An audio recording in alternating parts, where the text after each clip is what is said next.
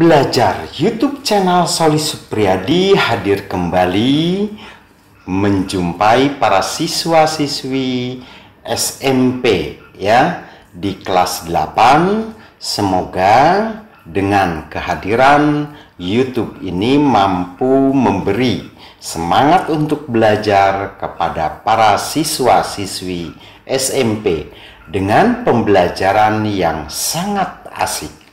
Jangan lupa subscribe, like, dan share, juga nyalakan loncengnya, dan sampaikan kepada teman-teman bahwa YouTube channel Soli Supriyadi selalu memberikan pembelajaran yang sangat asik mengenai ilmu pengetahuan alam. Sekarang kita akan membahas materi kelas 8 bab 2 mengenai pesawat sederhana dalam bidang miring dan pengungkit. Sekali lagi, bidang miring dan pengungkit. Yang pertama, apa sih bidang miring?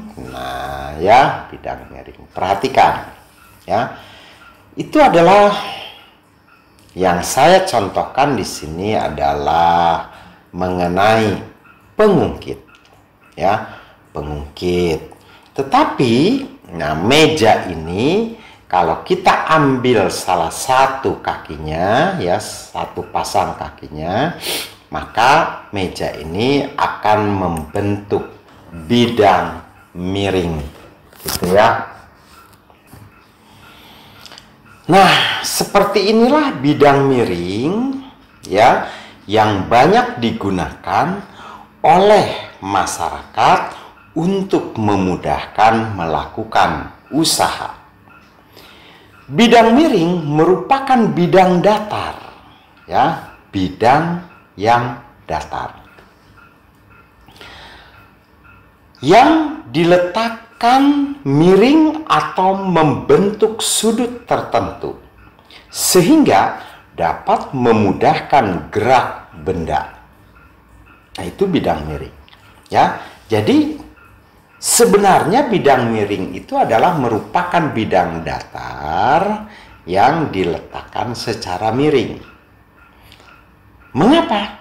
Jadi, bidang seperti ini mampu membantu kita untuk memudahkan melakukan pekerjaan.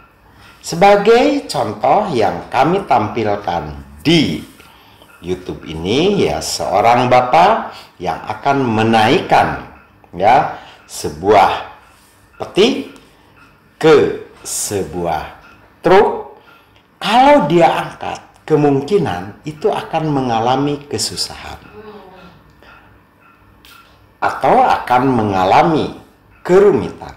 Tetapi dengan adanya bidang miring, maka seorang bapak mampu menaikkan peti tersebut hanya dengan mendorong, memberikan gaya terhadap peti tersebut. Keuntungan mekanik dari bidang miring dapat dihitung dengan membagi jarak kuasa dengan jarak beban. Ingat, membagi jarak kuasa dengan jarak beban. Itu keuntungan mekanik dari bidang miring. Begitu ya. Keuntungan mekanik dari bidang miring itu, perhatikan pada gambar. Panjang lintasan bidang miring kita umpamakan adalah S, Nah, benda itu memiliki beban yang kita umpamakan W, Nah, lalu karena bidang miring ini asalnya dari bidang datar yang dibuat sudut, berarti satu bidangnya memiliki ketinggian yang miring. itu diumpamakan adalah H. Jadi keuntungan mekanik dari bidang miring itu ya tinggal jarak, yaitu S ya, bidang miring, dibagi ketinggian ya, atau W dibagi gaya dorong. Nah, itu keuntungan mekanik dari bidang miring, begitu ya. Selanjutnya adalah pengungkit. Nah, seperti ini adalah seorang bapak yang akan memindahkan suatu benda. Kalau diangkat berat ya. Nah, maka dengan cara seperti inilah kita cari sebuah tongkat atau apapun, lalu dimasukkan ke dalam benda ya, dan cari titik tumpunya, maka benda itu dengan mudah bisa dipindahkan. Pengungkit ya merupakan salah satu jenis pesawat sederhana yang paling banyak digunakan dalam kehidupan sehari-hari. Dua orang anak ini yang sedang bermain jungkat-jungkit ini merupakan salah satu pengembangan dari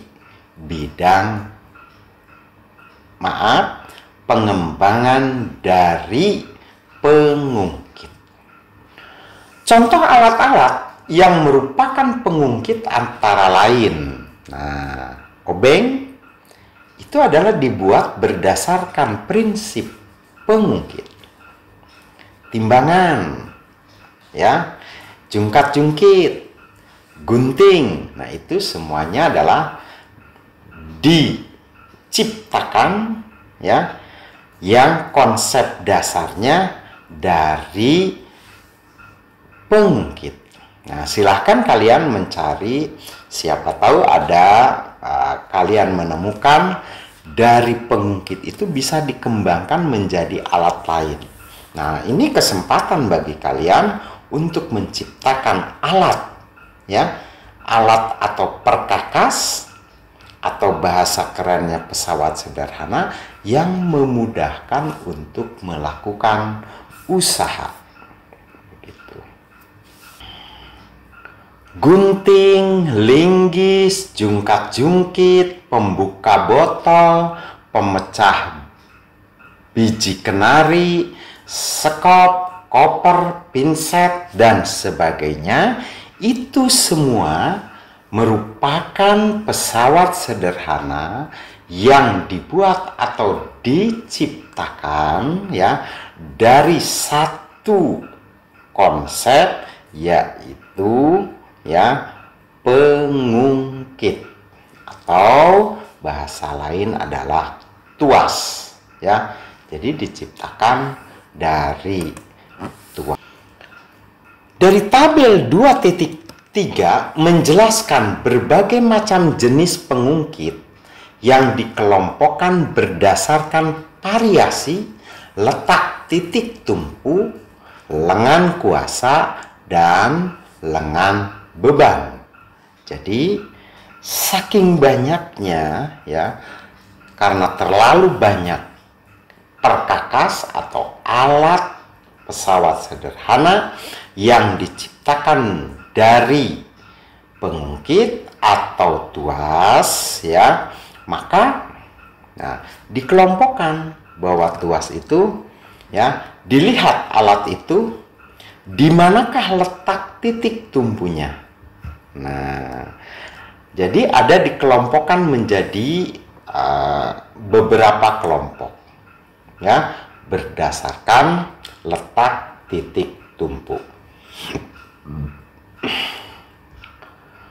Pengungkit dapat memudahkan usaha dengan cara menggandakan gaya kuasa dan mengubah arah gaya. Perhatikan gambar, ya, seorang bapak yang sedang mengungkit, ya, batu untuk dipindahkan. Agar kita dapat mengetahui besar gaya yang dilipat gandakan oleh pengungkit, maka kita harus menghitung keuntungan mekaniknya dari keuntungan mekanik pengungkit. Begitu ya. Cara menghitung keuntungan mekaniknya dengan membagi panjang lengan kuasa dengan panjang lengan beban.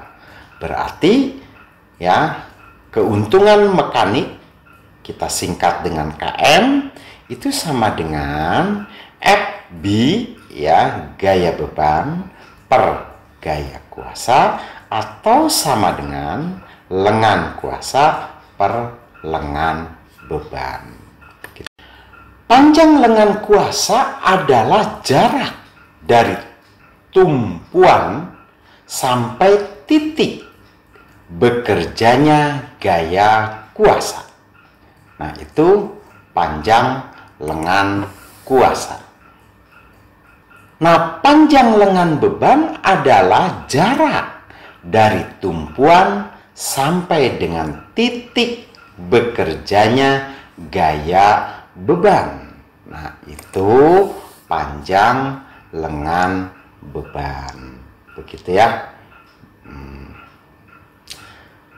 Nah, seandainya Benny dan ayahnya sedang bermain jungkat-jungkit di taman kota. Ya. Jadi Benny dan ayahnya main jungkat-jungkit gitu ya. Nah, ketika tumpuan berada di tengah-tengah jungkat-jungkit, jadi seimbang ya, titik tumpunya ya. Nah, jadi berada di tengah-tengah. Benny tidak dapat mengangkat ya Dani. Nah, karena ayahnya tidak hadir, maka digantikan oleh Dani. Nah, ternyata Benny tidak dapat mengangkat Dani. Nah, kenapa? Gitu ya. Kenapa Benny tidak dapat mengangkat Dani? Bagaimanakah caranya agar Benny dan Dani dapat jungkat-jungkit? Gitu ya. Mungkin kamu ada jawaban. Silahkan kalian coba. Banyak permainan jungkat-jungkit yang ditempatkan di sekolah-sekolah taman kanak-kanak. Silahkan kalian coba cari jawabannya ya. Nah, itulah yang bisa saya sampaikan kepada kalian, mudah-mudahan bermanfaat ya.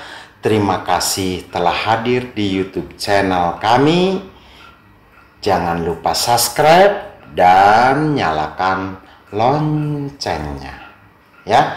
Maaf bila banyak kesalahan. Salam sehat untuk semua dan salam cerdas untuk para pelajar. Semoga kalian mampu meningkatkan pemahaman terhadap ilmu pengetahuan alam.